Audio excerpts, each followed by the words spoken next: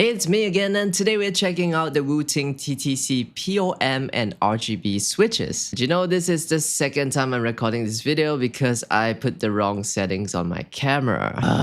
It's okay, it happens. Anyway, WOOTING sent these switches over for me to test with my WOOTING builds and share my thoughts with you guys. But as always with the content on the channel, these are my thoughts, personal opinions, and experiences with the products. I'm always excited about switches designed for gaming because gaming is why I love using a Hall effect keyboard in the first place. And I'm gonna straight up say that these switches raise the bar of what gaming switches could offer. I first tried these switches when I was in Shanghai when Zowie flew me out to check out their lab and a CS tournament. And it was at the event when I heard from Zowie that Kang, the front-end manager at WOOTING, wanted to meet me. Very cool dude who really knows his shit. That's when I first saw and felt both of these switches, and when I first used them, I immediately thought that these would be amazing for gaming, especially for the movement keys. And only later did I find out that they were specifically made for FPS gaming, which confirmed my first impression. Now there are two versions of the switch, and the main difference is the housing material. Everything else, the box stem design, the spring weight are exactly the same. The WOOTING TTC POM version, you got a full POM housing and stem, box stem design, and feels very stable when you type on them, satisfying clean clack when bottoming out, and clean when it pops back up as well. They are the right choice if you want the best sounding experience from your switches, and the sound is a little deeper than the RGB version, which I think would make this POM version the one that more people will go for. For the RGB version, you got a full transparent polycarbonate housing that is gorgeous with RGB lighting, which is really the main reason why anyone should consider this version over the POM. You notice that the design of the light diffuser is different, but I guess that is to help balance the light diffusion all around the switch, which is not something that the POM version needs. And if you have a look at the sound test later, you will notice that the brightness does not look too far off from each other, but the RGB version has a more balanced diffusion all around the switch, which makes the lighting look fuller when you look from the top down. You still have a clacky sound profile from the RGB version, but the sound has a bit of that plastic character to it, and is noticeable over the POM version. It just doesn't sound quite as clean as that one. Now, both versions have ultra smooth downstrokes no matter which angle you press down on, which is great for stability when you're gaming, especially in FPS. If you're after good RGB lighting without losing out on feel and stability, these are a fantastic option. The most comparable switches are the Jade Max switches, and when they first came out, they were the best for that with a full transparent polycarbonate stem and housing, but the stem felt too sticky over time through the downstroke. And for gaming, that was a bit frustrating. Typing was fine, but unless you press the key perfectly vertical, it wouldn't feel as smooth as it should be. And let's be real, that is something that you do not want to think about when gaming. Now let's jump into the sound test so that later things will make more sense when I share about my experience with these switches.